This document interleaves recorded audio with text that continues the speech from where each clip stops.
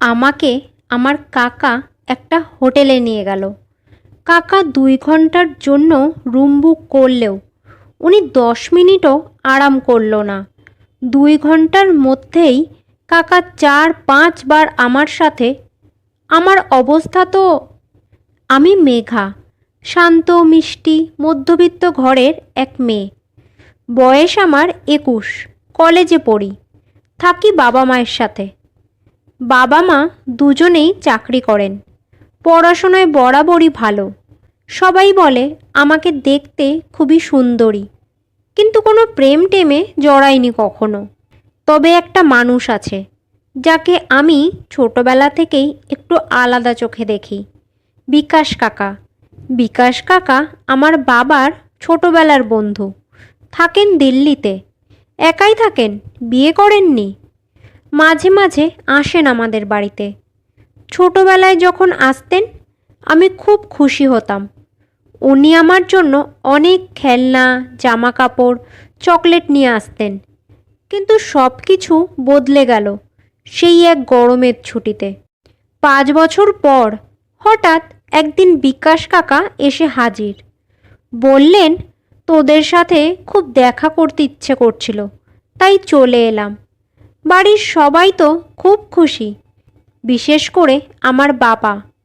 কাকার বয়স 50 হলেও আগের মতোই হাসি খুশি। দুপুরে খাবার টেবিলে আমরা সবাই একসাথে বসে খাচ্ছিলাম।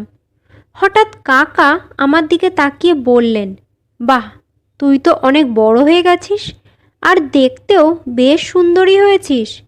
ছোটবেলায় কত কোলে কোলে ঘুরিয়েছি, আর এখন তো দেখছি এক্কেবারে নায়িকা। আমিও মজা করে বললাম, কাকা, তুমিও তো একটুও বুড়ো হওনি, এখনও আগের মতনই হ্যান্ডসাম আছো। আমার কথা শুনে বিকাশ কাকা খুব হাসলেন, কিন্তু কেন জানি না খাবার টেবিলে মাকে একটু অন্যরকম লাগছিল। পরে মা আমাকে বলল যে তুই বড় হয়েছিস, এখন আর বাচ্চা নোস, তাই একটু বুঝে শুনে চলবি।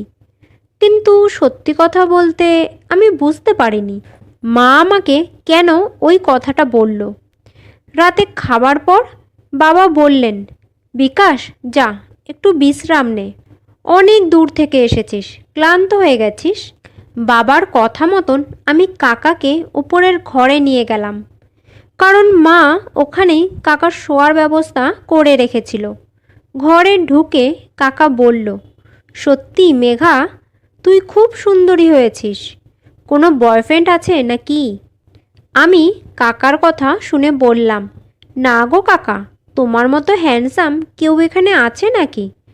তুমি এই বয়সেও কত ফিট আর হ্যান্ডসাম বলো তো। আমার কথা শুনে কাকা একটু হেসে আমার কাঁধে হাতটা রেখে বললেন, কি বলিস, এত হট আর সুন্দরী মেয়ের কোনো বয়ফ্রেন্ড নেই? আমিও তখন হেসে বললাম, না গো কাকা, পোড়া কপাল আমার, কি করব বলো। আমরা খুব হাসাহাসি করলাম। তারপর কাকা চলে গেল বাথরুমে ফ্রেশ হতে, আর আমি খাটে বসে কাকার ল্যাপটপ দেখছিলাম। বাথরুম থেকে বেরোতেই আমার কাকার দিকে চোখ গেল। খালি গায়ে এই প্রথম দেখলাম আমি। কাকার বডিটা এখনও কি ফিট? যে কোনো মেয়েই তো কাকার প্রেমে পড়ে যাবে। জানি না কেন কাকাকে দেখে আমার মনে একটা অন্যরকম অনুভূতি আসছিল। ঘড়ির কাঁটায় তখন রাত 11টা। আমি নিজের ঘরে চলে আসলাম আর দেরি না করে ঘুমিয়ে পড়লাম। পরের দিন ঘুম থেকে উঠে দেখি মা বাবা সোফায় বসে আছেন। বাবা মাকে বলছেন, আজ সকালের জলখাবারে বিকাশের জন্য লুচি আর আলুর দম করো, ওর খুব পছন্দ। মা রান্নাঘরে চলে গেল। তারপর রান্না হয়ে গেলে মা আমাকে পাঠালো বিকাশ কাকাকে ডাকতে। আমি ওপরের ঘরে গিয়ে দেখি কাকা এক মনে নিজের ল্যাপটপে কি যেন দেখছে। আমি বললাম, কাকা, মা খেতে ডাকছে। এই বলে যেই আমি ঘর থেকে বেরোতে যাব, অমনি বিকাশ কাকা আমার হাতটা ধরল আর নিজের কাছে টেনে নিল। আমি কাকাকে বললাম, কি হলো, এমনভাবে আমায় টানলে কেন? বিকাশ কাকা আমার আরও কাছে এসে বলল, তোকে আরও কাছ থেকে দেখব বলে। কথাটা শুনে আমার সারা শরীরে যেন কাঁটা দিয়ে উঠল। আমি কাকাকে বললাম, এত উতলা হওয়াও ভালো না কাকা, একটু সবুর করো, এখানে কেউ দেখে ফেলবে। আমার কথা শুনে বিকাশ কাকা হেসে বলল, ঠিক আছে, অন্য কোথাও প্ল্যান করে নেব। আমি লজ্জায় মুখটা নিচু করে নিলাম। তারপর আমরা দুজনেই নিচে চলে আসলাম জলখাবার খাওয়ার জন্য। খাওয়া দাওয়ার পর সবাই মিলে যখন গল্প করছিলাম, তখনই বিকাশ কাকা বলল, এবার তো তোর জন্য কিছুই আনিনি, আজ তো তোর কলেজ ছুটি, চল না বাজারে যাই, তোকে কিছু জামা কাপড় কিনে দেব। কথাটা শুনেই মা বললেন, না না দাদা, থাক না, কেন শুধু শুধু এইসব করবেন, ওর অনেক জামা কাপড় আছে। কিন্তু বাবা বললেন, কেন শুধু শুধু বারণ করছো, যাক না, আমাদের মেঘাকে ও কত ভালোবাসে, নিজের মেয়ের মতোই তো দেখে। সত্যি কথা বলতে আমারও বিকাশ কাকার সাথে ঘুরতে যাওয়ার খুব ইচ্ছে ছিল। তারপর দুপুরের দিকে আমরা দুজনে বেরোলাম। শপিং মলে গিয়ে কাকার নতুন জামা, জুতো, ঘড়ি, পারফিউম আরও অনেক কিছু কিনে দিলেন। আমি অনেক ড্রেস ট্রাই করলাম। যখনই আমি ড্রেস বদলে আসছিলাম, বিকাশ কাকা একভাবে আমার দিকে তাকিয়েছিল। আমিও বুঝতে পারছিলাম কাকার নজরটা ঠিক কোথায়। শপিং করতে করতে আমরা দুজনেই খুব ক্লান্ত হয়ে গেছিলাম। কাকা বলল, অনেক ক্লান্ত লাগছে রে, চল একটা হোটেলে বসে আইসক্রিম খাই, তোর তো আইসক্রিম খুব পছন্দ। আমি বললাম, অনেক দেরি হয়ে গেছে, আজ থাক, মা চিন্তা করবে। আমার কথা শুনে কাকা কেমন যেন অদ্ভুতভাবে আমার দিকে তাকিয়ে থাকলেন। তারপর বললেন, তোর বাবাকে ফোন করে জানিয়ে দিচ্ছি, চিন্তা করিস না। বিকাশ কাকা পাশেই একটা হোটেলে নিয়ে গেল আমাকে। হোটেলে গিয়ে কাকা একটা রুম বুক করলেন। রুমটা দেখেই মনে হচ্ছিল খুব দামি। আমি গিয়ে খাটে বসলাম। বিকাশ কাকা ফোন করে খাবার অর্ডার করলো। কিছুক্ষণের মধ্যেই খাবার চলে আসলো। খুব খিদেও পেয়েছিল, তাই আমরা দুজনেই খেয়ে নিলাম। কাকা জিজ্ঞেস করলো, এখন একটু ভালো লাগছে? আমি বললাম, হ্যাঁ ভালো লাগছে, তাছাড়া তুমি সাথে থাকলে আমার সবসময়ই ভালো লাগে। যখন থেকে আমি তোমাকে দেখেছি, জানি না কি হয়েছে, আমার সারা শরীরে, আমি আর অপেক্ষা করতে পারছি না, যা করার তাড়াতাড়ি করো।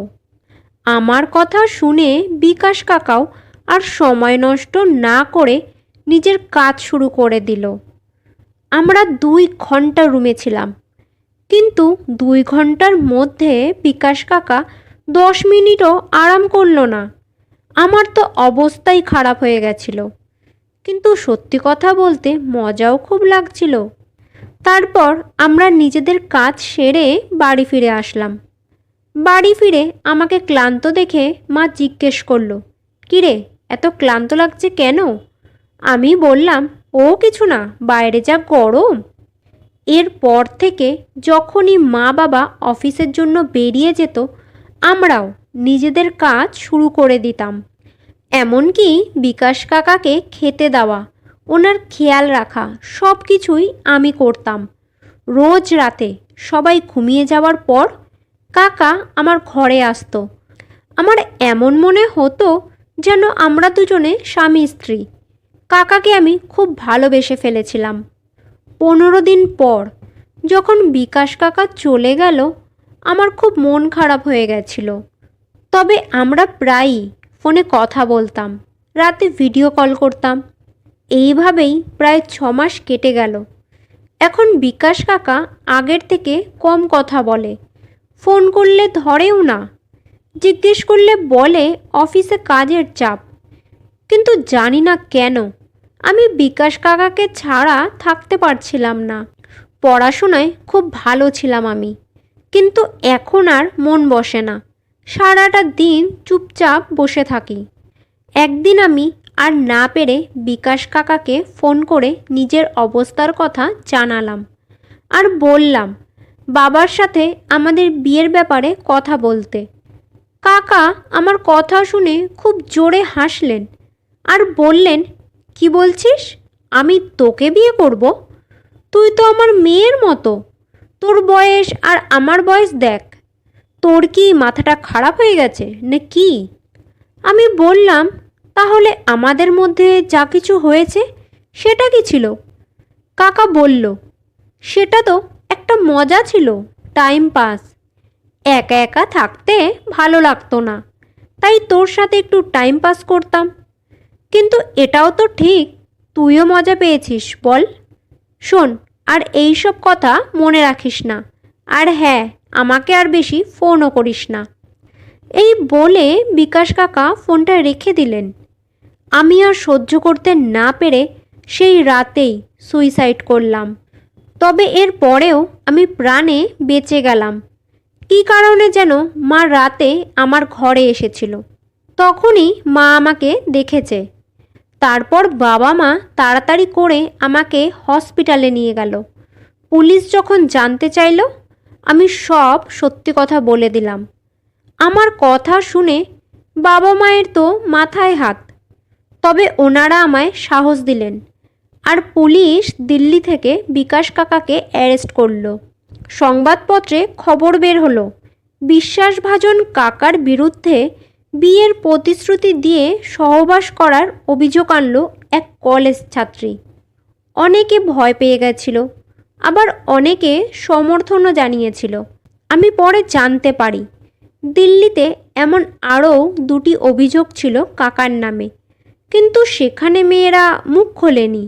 আমি যে ভুলটা করেছি তোমরা সেটা কখনো করো না। জীবনে কখনো কাউকে অন্ধবিশ্বাস করো না। আমার গল্প তোমাদের এটাই শেখায়। আত্মীয় হোক বা পরিচিত, অন্যায় দেখলেই রুখে দাঁড়াতে হবে। সাহস একদিনে তৈরি হয় না, কিন্তু অন্যায়ের মুখে দাঁড়িয়ে সত্য বলার সাহস যে রাখে, সেই প্রকৃত সাহসী।